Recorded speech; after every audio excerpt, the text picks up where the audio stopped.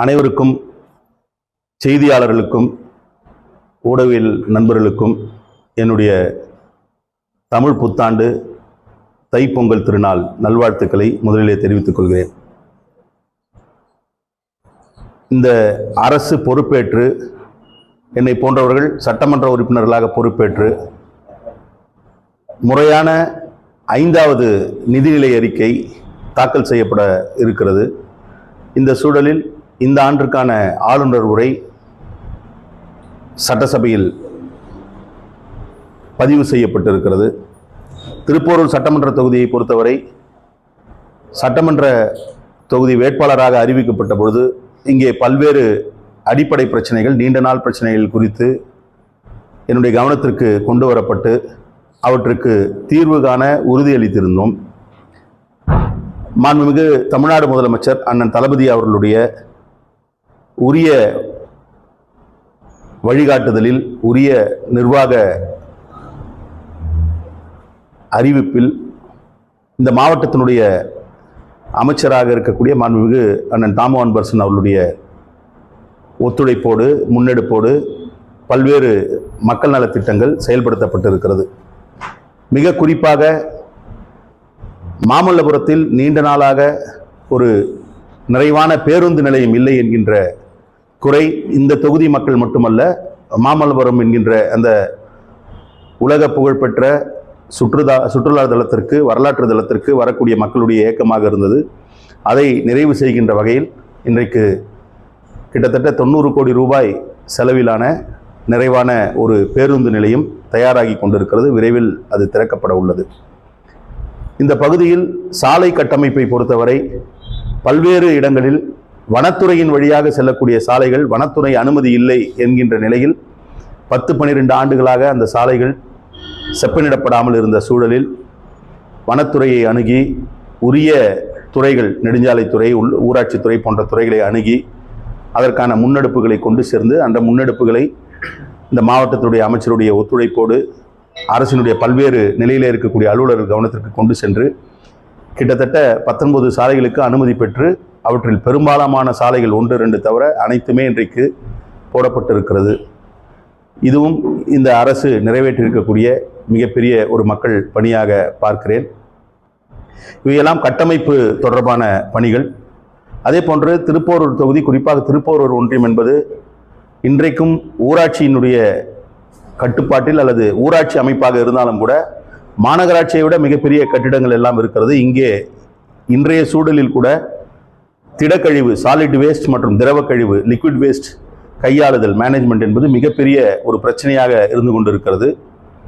அது தொடர்பான பல்வேறு நடவடிக்கைகளை முன்னெடுத்திருக்கிறோம். இன்னும் குறிப்பாக திருப்போரூர் பேரூராட்சியில் பாதாள சாக்கடை திட்டம் நிறைவேறுகின்ற நிலையில் இதற்கான கழிவுநீர் சுத்திகரிப்பு மையம் கடந்த பிப்ரவரி 24ஆம் தேதி அன்று தமிழ்நாடு முதலமைச்சர் அவர்கள் நவீன தொழில்நுட்பம் SBR என்று சொல்லக்கூடிய சீக்வென்ஷியல் பேட்ச் ரியாக்டர் தொழில்நுட்பத்தில் அது திறக்கப்பட்டிருக்கிறது. இந்த பகுதியில் இருக்கக்கூடிய மக்கள் தொகையை விட கிட்டத்தட்ட 5 மடங்கிற்கு கொள்ளளவு கொண்ட கழிவுநீர் சுத்திகரிப்பு நிலையம் அது. ஆகவே நான் ஒரு கோரிக்கையை முன்வைத்திருந்தேன், சட்டமன்றத்திலும் அமைச்சரிடத்திலும் முன்வைத்திருந்தேன். அந்த கோரிக்கை இங்கே சுற்றுப்புற பகுதிகளில், திருப்போரூரில் இருக்கக்கூடிய சுற்றுப்புற பகுதிகளில் பல்வேறு அடுக்குமாடி குடியிருப்புகளில் தனியார் வாகனங்கள் மூலம் கழிவு நீர் கொண்டு போய் வெளியிலே கொட்டுகிறார்கள். மக்கள் வசிக்கக்கூடிய இடங்களில், சாலைகளில் கொட்டுகிறார்கள். அது மிகப்பெரிய சுகாதார சீர்கேட்டை விளைவிக்கிறது. ஆகவே புதிதாக திறக்கப்பட்டிருக்கக்கூடிய இந்த STPயில் அந்த வாகனங்களை கொட்டுவதற்கு அனுமதிக்க வேண்டும் என்ற கோரிக்கையை வைத்திருந்தேன். அந்த கோரிக்கை ஏற்கப்பட்டு அதற்கான பணிகள் நடைபெற்று வருவதாக அலுவலர்கள் தெரிவித்திருக்கிறார்கள். என்றாலும் கூட அந்த பணிகள் விரைவாக முடிப்பதற்கு ஆவணம் செய்ய வேண்டும் என்கின்ற கோரிக்கையை வைத்திருக்கிறேன். அந்த லாரியிலிருந்து அந்த STPக்கு கொட்டுவதற்கான டீகேண்டிங் என்று சொல்லக்கூடிய அந்த கழிவுநீரை கொட்டுவதற்கான அமைப்பை ஏற்படுத்தி தராமல் இருக்கிறார்கள். அது தொடர்பான கோரிக்கையை முன்வைத்திருக்கிறேன். இதையெல்லாம் கடந்து மிகப்பெரிய ஒரு கோரிக்கையாக, இது திருப்போரூர் தொகுதி மட்டுமல்ல, செங்கல்பட்டு மாவட்டம் மட்டுமல்ல, பக்கத்தில் இருக்கக்கூடிய காஞ்சிபுரம், திருவள்ளூர் மாவட்டத்தையும் கடந்து தமிழ்நாடு முழுவதும் இருக்கக்கூடிய ஏழை எளிய அடித்தட்டு மக்களுடைய கோரிக்கை ஒன்று தொடர்ச்சியாக சட்டமன்றத்திலே பேசி அது தொடர்பான பணிகளை மாவட்ட நிர்வாக அமைச்சர் அவர்கள் மூலமாகவும் முன்னெடுத்து அதற்கான தீர்வை நோக்கி நகர்ந்து கொண்டிருக்கிறோம். மேய்க்கால் நிலங்களில் வசிக்கக்கூடிய ஏழை எளிய மக்களுக்கு மின் இணைப்பு வழங்குவது தொடர்பான அந்த கோரிக்கை, அதோடு மட்டுமல்லாமல் பெல்ட் ஏரியா என்று வகைப்படுத்தப்பட்டு சென்னையினுடைய மையப்பகுதியிலிருந்து கிட்டத்தட்ட 25 மைலுக்குள் இருக்கக்கூடியவர்களுக்கு, ஏழை எளிய மக்களுக்கு ஆட்சேபனகரமற்ற இடங்களில் நீர்நிலை, மேய்க்கால் போன்ற பகுதிகள் அல்லாமல் ஆட்சேபனகரமற்ற நிலங்களாக இருக்கக்கூடிய நத்தம் போன்ற புறம்போக்கு வகையில் இருப்பவர்களுக்கு பட்டா வழங்க முடியாத நிலை இருக்கிறது. இவற்றையெல்லாம் தொடர்ச்சியாக வலியுறுத்தியதன் அடிப்படையில் இன்றைக்கு அரசு ஒரு குழு அமைத்திருக்கிறது. என்றாலும் கூட அதிலே உடனடியாக ஒரு தீர்வை எட்ட முடியாத நிலை இருக்கிறது. உடனடியாக இந்த அரசு அதிலே தீர்வை எட்ட வேண்டும் என்று கேட்டுக்கொள்கிறேன். சட்டமன்றத்திலே கூட மாண்புமிகு முதலமைச்சர் அவர்கள் 1 லட்சம் மக்களுக்கு பட்டா வழங்கப்படும் என்கின்ற அறிவிப்பு உள்ளபடியே மிகப்பெரிய ஒரு அறிவிப்பு. அதற்கு நாங்கள் நேரிலே நன்றி சொல்லி இருக்கிறோம். சட்டமன்ற உறுப்பினர்களும் சொல்லியிருக்கிறோம். கட்சியுடைய தலைவர் அண்ணன் எழுச்சி தமிழர் தலைமையிலே நேற்றைக்கு சந்திக்கும் பொழுதும் சொல்லியிருக்கிறோம். அந்த 1 லட்சம் பட்டா என்பதோடு இத்தகைய இடங்களுக்கும் அதிலே பட்டா வழங்க வேண்டும் என்கின்ற கோரிக்கையை முன்வைக்கிறேன். இது மிக மிக முக்கியமான கோரிக்கை. அதே போன்று புறநகர் பகுதிகளில் இருக்கக்கூடிய இந்த குப்பை பிரச்சனை தீர்வு காண வேண்டும் என்று சொன்னால் சென்னை மட்டுமல்ல, பிற மாநகராட்சி பகுதிகளும் வளர்ச்சி அடைகின்ற பொழுது இந்த பிரச்சனை வருகிறது. குப்பையை கையாள்வதற்கு திரவ கழிவு, திடக்கழிவு, அதை கையாளுவது இன்றைய தேதியில் உள்ளாட்சி அமைப்புகளிடத்திலே இருக்கிறது. மாசுபடுகிறது, பொல்யூஷன் என்று சொன்னால் பொல்யூஷன் கண்ட்ரோல் போர்டிடம் நாம் புகார் கொடுக்கிறோம். ஆனால் பொல்யூஷன் கண்ட்ரோல் போர்டு என்கின்ற அந்த அமைப்பு அதிகபட்சம் 50 பொறியாளர்களை மட்டுமே கொண்டிருக்கிறது. பணியாளர்கள் என்று சேர்த்து பார்த்தால் மொத்தமே தமிழ்நாட்டிலே பணி செய்யக்கூடியவர்கள் 500 தாண்டுமா என்பது தெரியவில்லை. மிகப்பெரிய அளவிலே பார்த்தால் கூட ஒரு 1000 தொடுமா என்று தெரியவில்லை மாசு கட்டுப்பாடு வாரியம். ஆனால் இவர்கள் தான் ஒட்டுமொத்தமாக எல்லாவற்றையும் கண்காணிக்க வேண்டும் என்கின்ற நிலை இருக்கிறது. உள்ளாட்சி அமைப்புகளுக்கும் அவர்களுக்குமான போதிய ஒருங்கிணைப்பு இல்லை. ஆகவே தமிழ்நாடு அரசு விரைவில் ஒரு தனி துறை, திரவ கழிவு, திடக்கழிவு, சாலிட் அண்ட் லிக்விட் மேனேஜ்மெண்ட் செய்வதற்கு ஒரு தனி துறை ஒன்றை உருவாக்குவது கட்டாயம் என்று உணர்கிறேன். இது தொடர்பாக சட்டப்பேரவையிலும் என்னுடைய கருத்துக்களை பதிவு செய்திருக்கிறேன், உரிய தளங்களிலே பதிவு செய்திருக்கிறேன். அப்படி செய்தால் ஒழிய இந்த குப்பை பிரச்சனைக்கு தீர்வு எட்டாது என்கின்ற நிலையில் அதை முன்வைக்க விரும்புகிறேன். தொடர்ச்சியாக பல்வேறு கோரிக்கைகள் அரசினிடத்தில் முன்வைக்கிறோம். அதை செய்து கொடுக்கக்கூடிய இடத்தில் அதிகாரிகளிடத்திலே அதை முன்வைக்கிறோம். அந்த கோரிக்கைகள் எல்லாம் விரைவில் தீர்வு காணுவதற்கான நடவடிக்கைகளை துரிதமாக அலுவலர்கள் செய்திட வேண்டும் என்கின்ற ஒரு நிலையம் இருக்கிறது. பல்வேறு கோரிக்கைகள் ஏழை எளிய மக்களுடைய மிக மிக சாதாரண கோரிக்கையை, அடிப்படையான கோரிக்கைகள் பலவற்றை நிறைவேற்ற முடியாத நிலையிலே இருக்கிறது. அவற்றையெல்லாம் உடனடியாக நிறைவேற்றுகின்ற வகையில் செயல்பாடுகளை வகுத்து தர வேண்டும் என்று கேட்டுக்கொள்கிறேன். அதுதான் மக்கள் கொடுத்த வாக்குறுதி தான் அந்த மாமல்லபுரம் பேருந்து நிலையம், இந்த வனக்காடுகள் பகுதியில், அதாவது காப்பு காடுகள் பகுதியில் இருக்கக்கூடிய சாலைகளை செய்து தருவோம் சொன்னதும் அந்த நிலையில தான் மக்களுடைய கோரிக்கை இன்றைக்கு நிறைவேற்றி கொடுத்துருக்கிறோம். இந்த அடிப்படை பிரச்சனைகள் நான் சொன்னது இதெல்லாம், இது இல்லாம வாழ்வாதார பிரச்சனை அல்லது தனி குடும்பங்களுடைய வாழ்வாதாரம். இப்ப சாலைனா ஒட்டுமொத்தமா ஒரு பகுதிக்கான ஒரு திட்டம், தனிப்பட்ட முறையில் பட்டா கிடைக்கல, கரண்ட் கிடைக்கலன்ற பிரச்சனை, அதுக்கும் ரெப்ரசன்டேஷன் கொடுத்துருக்கோம். அதெல்லாம் இன்றைக்கு நடைமுறைப்படுத்தப்பட்டு கொண்டு இருக்கிறது. பொதுவாக அப்பப்போ எழக்கூடிய அடிப்படை பிரச்சனைகளை தீர்த்து வைக்கிறோம். நான் இன்னொன்று இந்த கழிவுநீர், திடக்கழிவு பிரச்சனையை சொன்னேன். இதற்கும் அரசினிடம் கோரிக்கை வைத்திருக்கோம். அது தொடர்பான நடவடிக்கைகள் முன்னெடுப்பாங்கன்றோம். ஆனால் என்னன்னா பெரிய சிக்கல் என்னன்னா, இப்போ நீங்கள் திருப்பூர்லேயே நீங்கள் அந்த பைபாஸில் பார்த்தீங்கன்னா முழுக்க முழுக்க சுற்றி இருக்கக்கூடிய பகுதிகளில் இருக்கக்கூடிய குப்பையை கொண்டு கொட்டுறாங்க. நீங்களே கூட பார்த்துருப்பீங்க. ஏற்கனவே ஒரு முறை பக்கிங்ஹாம் கெனால் ஓரத்தில் குப்பைகள் கொட்டப்பட்டு போய் கம்ப்ளைண்ட் பண்ணுறோம். கம்ப்ளைண்ட் பண்ண உடனே அதிகாரிகள் உடனே அதை எடுக்கிறார்கள். ஆனால் மீண்டும் மீண்டும் குப்பை கொட்டுவதில் மிகப்பெரிய ஒரு பிரச்சனை என்னன்னா, அரசினுடைய அலுவலர்களாக இருக்கக்கூடிய அல்லது அரசு துறையை சார்ந்தவர்கள் இதை கையாள வேண்டிய உள்ளாட்சி அமைப்புகளாக இருந்தாலும் சரி, சில நேரங்களில் காவல்துறையிடம் அது தொடர்பாக புகார் கொடுத்தா கூட அவங்க குப்பை பிரச்சனைனா அது பெரிய பிரச்சனை இல்லைன்ற மாதிரி நினைக்கிறாங்க. ஆனால் உண்மையிலேயே அது மிகப்பெரிய ஒரு பிரச்சனைன்னு பார்த்தாங்கன்னா இது நிறைவேறிடும், இந்த பிரச்சனை தீர்ந்துடும். இது ஒரு புறம். இப்போ மாமல்லபுரம் கடற்கரை ஓரம், இந்த ஈசிஆர் பகுதி ஓரம் நான் தொடர்ச்சியாக ஒரு கோரிக்கையை அரசினிடம் முன்வைத்திருக்கிறேன். சுற்றுலா தொடர்பான சாகச விளையாட்டுகள், அதை அட்வென்ச்சர் ஸ்போர்ட்ஸ்ன்னு சொல்றோம். இதை அரசு செய்யணும்னு சொல்லி தான் நாம தொடர்ந்து வலியுறுத்திட்டு இருக்கோம். உங்களுக்கு தெரியும், பல மேலை நாடுகள்ல அதனுடைய மிகப்பெரிய ஒரு வருவாயே சுற்றுலாத்துறையிடமிருந்து தான் அரசுக்கு வருகிறது. அப்ப சுற்றுலாத்துறையில் அரசினுடைய பங்களிப்பு தான் அதிகமாக இருக்க வேண்டுமே ஒழிய தனியாருடைய பங்களிப்பு அதிகமாக இருந்ததுன்னா அது அரசுக்கு எந்த பலனும் தராது. அரசு ஏற்படுத்தி தரக்கூடிய கட்டமைப்புகள்ல தனியார் போய் அதுல வந்து அதை பயன்படுத்திக்கிட்டு அதுல மிகப்பெரிய ஒரு வருவாயை ஈட்டுவது அரசுக்கு எந்த பலனையும் தராது. மாறாக ஏழை எளிய மக்களுக்கும் மிகப்பெரிய ஒரு சுமையா மாறும். அரசு ஒரு விஷயத்தை முன்னெடுக்குது அப்படின்னா அதுல இருக்கக்கூடிய கட்டணங்கள் குறைவாக இருக்கும். தனியார் அதுல போய் முன்னெடுக்கும் போது அவர்களுக்கு வந்து அதிக லாபம் வேண்டும் என்கின்ற வகையில அதை முன்னெடுக்கிறார்கள். சமீபத்தில் நிறைவேற்றப்பட்டிருக்கக்கூடிய சில திட்டங்கள்ல கூட நீங்க பார்த்திருப்பீங்க. இப்ப இன்றைக்கும் கூட இப்ப நாங்க வந்து அட்வென்ச்சர் ஸ்போர்ட்ஸ் தொடர்ச்சியா வந்து கிழக்கு கடற்கரை சாலையில வேணும்னு சொல்லி கேட்டுட்டு இருக்கோம். ஆனா இன்னைக்கு அட்வென்ச்சர் ஸ்போர்ட்ன்ற பேர்ல எந்த விதமான அங்கீகாரமோ அல்லது வந்து உரிய ஒப்புதலோ இல்லாமல் பல நிகழ்ச்சிகள் நடைபெறுகிறது. இப்போ இன்றைக்கு கூட வந்து காலையில வந்து கோவளம் பகுதியில் இருக்கக்கூடிய மக்கள் தங்களுடைய அச்சத்தை வெளிப்படுத்தினாங்க. அங்க வந்து இந்த ஹெலிகாப்டர் ரைடுன்னு ஒரு ரைடு வந்து இப்போ நடத்திட்டு இருக்காங்க. அதன் மீது வந்து தங்களுடைய அச்சத்தை வெளிப்படுத்தினார்கள். ஆனா உண்மை என்னன்னா இது வந்து இப்படி ஒரு திட்டம் இருக்குன்னு தெரிஞ்ச உடனேயே நான் வந்து அப்பவே வந்து அன்றைக்கு மாவட்ட ஆட்சித் தலைவராக இருந்த ஒரு இடத்துல ஒரு செய்தியை ஒரு மெயில் அனுப்பிச்சிருந்தேன். அந்த மெயில்ல வந்து இது மாதிரியான விமான போக்குவரத்து நடத்தக்கூடியவர்கள் வந்து உரிய அனுமதியை வந்து டிஜிசிஏ என்று சொல்லக்கூடிய நீங்க சிவில் ஏவியேஷன் ஒன்றிய அரசினுடைய அந்த சிவில் ஏவியேஷன் சொல்லக்கூடிய இந்த விமான போக்குவரத்து துறை அவர்களிடத்துல வந்து அனுமதி வாங்கணும். அதோட மட்டும் இல்லாம அதற்கென பல வரையறைகள் செய்யப்பட்டிருக்கிறது. உதாரணத்துக்கு இப்ப இந்த பறக்குது இந்த ஹெலிகாப்டர் எந்த வருஷத்துது, என்ன மாடலு, அதை யார் சர்டிஃபை பண்ணியிருக்கா, இதையெல்லாம் மாநில அரசு அல்லது இங்க இருக்கக்கூடிய நிர்வாகம் அதையெல்லாம் சரியாக இருக்கிறதா என்பதை பார்த்து விட்டு அதை வந்து அனுமதிக்கணும். நமக்கு வந்து இது மாதிரியான சுற்றுலா விஷயங்கள் நடக்கிறது தவறு ஒன்றும் இல்லை, மக்களுக்கான பணிகளை முன்னெடுக்கலாம். ஆனா அதை வந்து நாளைக்கு ஏதாவது ஒண்ணு ஆச்சுன்னா அதற்கான பொறுப்பை ஏற்கின்ற பொழுது இந்த பொறுப்பு அல்லது இதற்கான சுமையை வந்து அதற்கான பதிலளிக்க வேண்டிய இடத்துல அரசு இருக்கிறது, அரசினுடைய அங்கமாக இருக்கக்கூடிய மக்கள் பிரதிநிதிகளுக்கு இருக்கிறது. ஆனா இப்ப எனக்கு கிடைத்திருக்கக்கூடிய தகவல் படி அங்க இருக்கக்கூடிய ஊராட்சி சார்பில் வந்து அதற்கு வந்து கடிதம் போட்டு அதற்கு எந்த பதிலும் இல்லை. இப்போதைக்கு வந்து ஒரு அனுமதி ஒன்றும் கொடுக்கல. அவங்க ஒன்றிய அரசு வந்து ஒரு நோட்டிபிகேஷன் ஒன்று கொடுத்திருக்காங்க. அந்த நோட்டிபிகேஷன்ல வந்து இதை இயக்கக்கூடிய நிறுவனத்தினுடைய பெயரோ எதுவுமே இல்லை.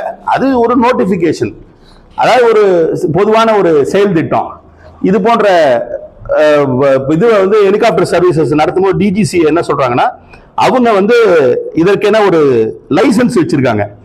அது என்ன லைசன்ஸ் அப்படின்னா ஒன்னு அட்வென்ச்சர் டூர் ஆபரேட்டர்னு ஒரு லைசன்ஸ் வாங்கணும். இதெல்லாம் இருக்கான்னு தெரியல, ஒருவேளை இருந்ததுன்னா சரி. ஆனா அதை வந்து கேட்கும் போது மாவட்ட நிர்வாகத்திடம் காலையில கேட்கின்ற போது எங்களிடம் எந்த அனுமதியும் கொடுக்கவில்லை என்று சொல்கிறார்கள். எந்த அனுமதியும் கொடுக்கவில்லை, எல்லாமே வந்து ஒன்றிய அரசிடமிருந்து வாங்கிட்டோம்னு சொல்றாங்கன்றாங்க. ஒன்றிய அரசிடமிருந்து வாங்க வேண்டிய அந்த அறிவிப்புகளை முறையாக வாங்கி இருக்கிறார்களா என்பது தெரியல. இன்னொன்னு என்னன்னா இது ஒரு சான்று வாங்கணும். ஒரே நிமிஷம், பர்மிட் ஒன்று வாங்கணும். டிஜிசிஏ கிட்ட பர்மிட் ஒன்று வாங்கணும். இந்த நிறுவனம் தான் இயக்குதுன்னு பர்மிட் வாங்கணும். அதெல்லாம் இருக்கா என்னன்னு தெரியல. இது வந்து மக்களுக்கு வந்து அந்த நேரத்தில் ஏதோ ஒரு மகிழ்ச்சிக்கு ஒரு ஆர்வத்திற்கு இது போன்ற பயணங்கள் இருந்தாலும் கூட நம்ம கடந்த காலங்களில் பார்த்திருக்கோம். நீங்க திடீர்னு குரங்கணியில வந்து ட்ரெக்கிங் போகும்போது ஒரு விபத்து ஏற்பட்ட போது அது தொடர்பான சட்டத்தை கொண்டு வரணும்லாம் நம்ம பேசணும். இப்ப இன்றைக்கு இது நடந்து கொண்டு இருக்கிறது. இதை மாவட்ட நிர்வாகம் குறிப்பாக மாநில அரசும் உரிய முறையில் அவர்களுக்கான அனுமதி எல்லாம் இருக்கிறதா என்பதோடு மட்டுமல்லாமல் அந்த அனுமதியில் குறிப்பிடப்பட்டிருக்கக்கூடிய அனைத்தையும் கட்டாயம் அவர்கள் கடைபிடிக்கிறார்களா என்பதையும் பார்க்க வேண்டும். அவங்க வந்து ஒரு லெட்டர் கொடுத்து இந்த லெட்டர்ல வந்து மாவட்ட நிர்வாகத்துக்கு தகவல் கொடுத்தா போதும் அப்படின்னு இருக்குன்னு ஒரு லெட்டர் கொடுத்திருக்காங்க. சரி, மாவட்ட நிர்வாகத்துக்கு தகவல் கொடுத்தா போகும்ன்றது இது வந்து ஒரு ஜெனரல் கைட்லைன். இந்த நிறுவனம் தான் இந்த பர்மிட் கொடுத்திருக்கிறோம், இந்த நிறுவனம் தான் அதை இயக்கணும்னு எந்த உத்தரவும் இது வரைக்கும் என் கைக்கு வர நான் கேட்டிருக்கேன் அதிகாரிகள் இடத்துல. அது வந்ததுன்னா கூட அதையும் சரிபார்க்க வேண்டிய தேவை இருக்கிறது மாவட்ட இது நிர்வாகத்துக்கு. இப்ப நீங்க வந்து ஒரு தாசில்தார் வந்து ஒரு என்ஓசி கொடுக்குறாரு கரண்ட்டுக்கு, இபில போய் கொடுக்குறீங்க. உடனே அந்த இபி ஆபீஸ்ல வந்து அந்த என்ஓசி வச்சுட்டு உங்களுக்கு இணைப்பு கொடுக்க மாட்டாங்க. தாசில்தாருக்கு மறுபடியும் லெட்டர் எழுதுறாங்க அந்த இபில. எது தமிழ்நாடு அரசுல இருக்கக்கூடிய ஒரே துறை, பக்கத்துல கூட இருக்கும் 2 ஆபீஸும். ஆனாலும் அந்த பொறியாளர் என்ன பண்ணுவாரு, இபில இருக்கவரு ஒரு லெட்டர் எழுதுவாரு தாசில்தாருக்கு.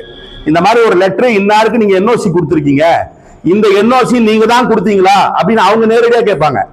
அப்ப அந்த மாதிரி இந்த மாதிரி அனுமதிகள் ஒன்றிய அரசுடைய அனுமதிகள் வருகிறது என்று மாவட்ட நிர்வாகத்திடம் கொடுக்கும்போது மாவட்ட நிர்வாகம் அந்த உரிய ஒன்றிய அரசினுடைய அலுவலகத்திற்கு அந்த கடிதத்தை அனுப்பி இது நீங்கள் வழங்கிய சான்றுதானா என்பதை சரிபார்க்க வேண்டிய தேவை இருக்கிறது. ஏன்னு சொன்னா ஒரு பக்கம் இதெல்லாம் கேளிக்கை மாதிரி தெரியும், இன்னொரு பக்கம் இதுல வேற ஏதாவது அசம்பாவிதம் நடந்தது என்று சொன்னால் மிகப்பெரிய அளவில் எல்லோரும் பொறுப்பாக்கப்படுவார்கள். ஆகவே இது ஒரு முக்கியமான பிரச்சனை.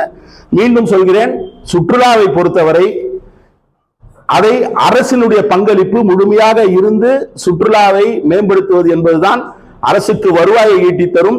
ஏழை எளிய மக்கள், நம்முடைய மாநிலத்தில் இருக்கக்கூடிய மக்கள் அதன் மூலம் பயன்பெறுவார்கள். தனியாருடைய பங்களிப்பு அதிகமாக இருக்கக்கூடிய சுற்றுலா திட்டங்கள் மூலம் தனியார் மிகப்பெரிய வருவாயை ஈட்டுவதற்கும் ஏழை எளிய மக்கள், சாமானிய மக்கள் அத்தகைய கேளிக்கைகளில் அத்தகைய நிகழ்ச்சிகளில் கலந்து கொள்வது என்பது இயலாமல் போய்விடும் என்பதை அரசு உடனடியாக கவனத்திலே கொள்ள வேண்டும். சுற்றுலாவில் இப்போ உதகம் கப்பல் பண்ணீங்க, அது கூட சுற்றுலா மக்களுக்கு தான் தேவைப்படும் சொல்லிட்டு ஆரம்பத்தில் சொன்னீங்க. ஆனால் இன்னைக்கு தனியார் அமைப்பு தான் அதுக்கு முன்னெடுத்துக்கிறாங்க, இன்னும் கட்டணம் கூட அறிவிக்காம இருக்காங்க. அதே போல தான் இப்போ இந்த ஹெலிகாப்டர் சொன்னீங்கல்ல, அது தொடர்ந்து 17ஆம் தேதி நடைபெறும். அதே மாதிரி அது 3 நாள் 6 நாள் இப்போ கூடுதலாக ஒரு 3 நாள் போட்டு நாளையிலிருந்து தொடங்குறாங்க. இந்த அறிவிப்பு எப்படி பாக்குறீங்க? இவங்க எப்படி இந்த வருடம் சொல்றாங்க, அவங்க என்ன பாதுகாப்பு கொடுப்பாங்க?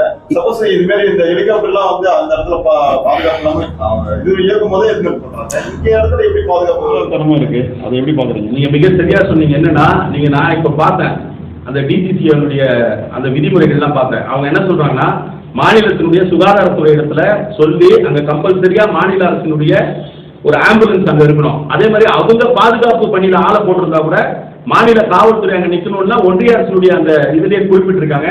ஆனால் என்ன காரணமோ யாராவது ஒருத்தர் ஒன்றிய அரசினுடைய உத்தரவுன்னு சொன்னா அது என்ன காரணம் தெரியல, மாநில அரசுல இருக்கக்கூடிய அதிகாரிகள் உடனே அதற்கு அது ஏதோ பெரிய இந்த உத்தரவு தேவலோகத்திலிருந்து வந்த உத்தரவு மாதிரி அதுக்கு பயப்படுறாங்க. அப்படியெல்லாம் பயப்பட வேண்டிய தேவையே இல்லை. எந்த ஒன்றிய அரசுடைய உத்தரவாக இருந்தாலும் முதலில் அந்த உத்தரவை அந்த துறை போட்டுதான் வெரிஃபை பண்ணாங்கன்னா இந்த பிரச்சனை எல்லாம் கிடையாது. நீங்க சொன்னது மிக சரி. அதோட மட்டும் இல்லாம இப்ப நம்ம மாமல்லபுரத்தை பொறுத்தவரை நீங்க உங்களுக்கு தெரியும், ஒரு வீடு கட்டணும்னா கூட ஏஎஸ்சியில போய் பர்மிஷன் வாங்கணும்ன்றாங்க. ஒரு வீடு கட்டணும்னா ஏஎஸ்சியில இருக்கா, 100 மீட்டருக்கு தள்ளி இருக்கா, 200 மீட்டருக்கு தள்ளி இருக்கான்னு சொல்றாங்க. இந்த பகுதி ஏஎஸ்ஐ பகுதிகளில் இது மாதிரியான இயக்கத்துக்கு அதற்கும் ஒரு அனுமதி வாங்கணும். இது எதுவுமே இல்லை. இது நான் இப்ப கூட என்னோட கவலை என்னன்னா, அதை ஏற்கிறாங்க, சில பேர் அதுல போறாங்க, மகிழ்ச்சியா வராங்க போறாங்க, அவங்க மகிழ்ச்சி அடைகிறாங்கன்றதுக்காக நம்ம பொறுப்புணர்வை தள்ளிட முடியாது. இது வேறு சில பிரச்சனைகளுக்கு வழிவகுக்கும் என்பதால் இது தொடர்பாக உடனடியாக அரசு தலையிடணும். இன்னொன்று நான் சொன்னதை மறுபடியும் சொல்றேன், தனியாருடைய பங்களிப்பு என்பது அதிகம் முற்றிலுமாக இருக்கக்கூடாதுன்னு சொல்ல போனா சுற்றுலாத்துறையில நீங்க சுற்றுலாத்துறை இன்னைக்கு மாண்புமிகு முதலமைச்சர் அவர்கள் மிகப்பெரிய ஒரு முன்னெடுப்பை எடுத்து வச்சிருக்காரு. 1 trillion எக்கானமின்னு ஒன்று சொல்றாரு. எங்களை போன்றவர்கள் கூட அவர் அதை சொல்லுகின்ற பொழுது, சுற்றுலாத்துறை சார்ந்த திட்டங்களை சொல்லுகின்ற பொழுது இதை எட்டுவதற்கான வழிமுறை சுற்றுலா தான். அதுல இன்னும் தனியார் பங்களிப்பை நம்ம ஊக்கம் கொடுத்துட்டு இருந்தோம்னா அது மிகப்பெரிய ஒரு சிக்கலுக்கு வழிவகுக்கும் என்பதாகத்தான் பார்க்கிறேன். அந்த வகையில தான் இதை பார்க்கிறேன். இன்னொரு விஷயம், ஏற்கனவே குரங்கணி தீ விபத்து ஏற்பட்ட போது அரசின் சார்பில் சுற்றுலாவுக்கு என்று ஒரு கொள்கை வகுக்கப்படும், ஒரு பாலிசி ஒன்று வகுக்க போறோம், டூரிசம் பாலிசின்னு ஒன்று வகுக்க போறோம். நாங்க அது ஏற்கனவே இந்த துறையுடைய அமைச்சர்களாக இருந்தவர்கள் அதற்கான முன்னெடுப்பை செய்திருக்கிறார்கள். குறிப்பாக மருத்துவர் மதிவேந்தன் அவர்கள் சுற்றுலாத்துறை அமைச்சராக இருந்தபோது அதுக்கான முன்னெடுப்புகளை எடுத்திருந்தால் அது என்ன நிலையில் இருக்குன்னு தெரியல. உடனடியாக தமிழ்நாடு அரசு அந்த சுற்றுலா கொள்கையை வெளியிட வேண்டும். இந்த சுற்றுலா கொள்கைன்னு ஒன்று வெளியிட்டுட்டோம்னா அதுல நீங்க நாம்ஸ் போட்டுக்கலாம். இவங்க பண்றது இது பண்ணலான்னு இது ரொம்ப முக்கியமான ஒரு விஷயம். மேம்போக்கா பார்த்தா இது என்ன சுற்றுலா தானே அப்படின்னு தோணும். மறுபடியும் சொல்ற, சுற்றுலா தான் மிகப்பெரிய ஒரு வருவாயை ஈட்டும். அந்த வருவாயை அரசு அதனுடைய பலனை அனுபவிக்க வேண்டும், மக்களுக்கு அந்த பலன் போய் சேர வேண்டும். இதை அரசு உடனடியாக கவனத்தில் கொள்ள வேண்டும். நீங்க அன்னைக்கு செய்தியாளர்லாம் வந்திருந்தீங்க. அன்னைக்கு அவங்க சொன்னது என்னன்னா, இது தொடர்பான கட்டணத்தை வகுப்பதற்கு ஒரு கமிட்டி போட்டிருக்கோம்னு சொன்னாங்க சுற்றுலாத்துறை அதிகாரிகள். என்னுடைய வேண்டுகோள், அந்த கட்டணத்தை வகுக்கின்ற இடத்தில் வெறுமனே சுற்றுலாத்துறை அதிகாரிகளும் அதை இயக்கக்கூடிய நிறுவனம் மட்டும் இருந்தால் போதாது. மக்களுடைய பிரதிநிதிகளாக இருப்பவர்கள் அந்த கட்டணத்தை வகுக்கக்கூடிய அதுக்குன்னு ஒரு கமிட்டி ஏதாவது இருந்ததுன்னா அந்த கமிட்டியில அவங்களுடைய பங்களிப்பு இருக்கணும். அது சட்டமன்ற உறுப்பினராக தான் இருக்கணும்னு அவசியம் இல்லை. அந்த பகுதியில் இருக்கக்கூடிய ஊராட்சி மன்ற தலைவராக இருக்கலாம், இல்லை யாரா வேணா இருக்கலாம். ஆனா மக்களுடைய பிரதிநிதிகள் அதை இருந்தாதான் அந்த கட்டணத்தை வகுக்கின்ற பொழுது மக்களுக்கு சாதகமாக இருக்கும்.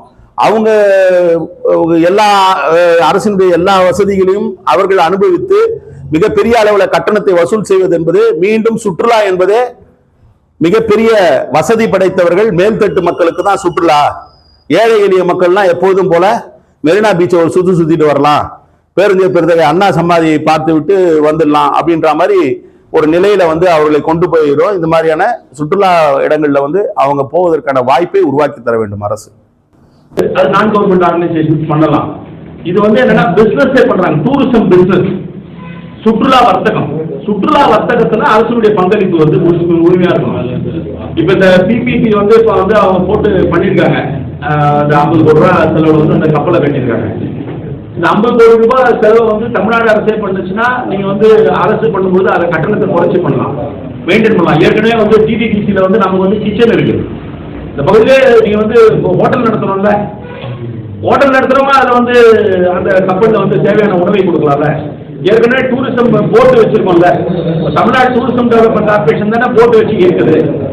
அப்ப போட்டு வச்சு இயக்கக்கூடியது ஒரு குரூஸ் வச்சு இயக்கிறது ஒரு பெரிய விஷயம் இல்லையே. இப்போ ஏன் இந்த மாதிரிலாம் பண்ணணும்னு ஒரு கேள்வி எழுகிறது. இது குறிப்பா எந்த இடத்துல எழுதுனா, முதல்ல சொல்லப்பட்டது ரேட்டெல்லாம் ஓரளவுக்கு கணிசமா இருக்கும். ஆனா இன்றைக்கு வரக்கூடிய தகவல்கள் எல்லாம் மிகப்பெரிய அளவில் கட்டணத்தை நிர்ணயம் பண்ணுவாங்க. அப்ப அது இயல்பாக ஏழை எளிய மக்களுக்கு போய் சேராது.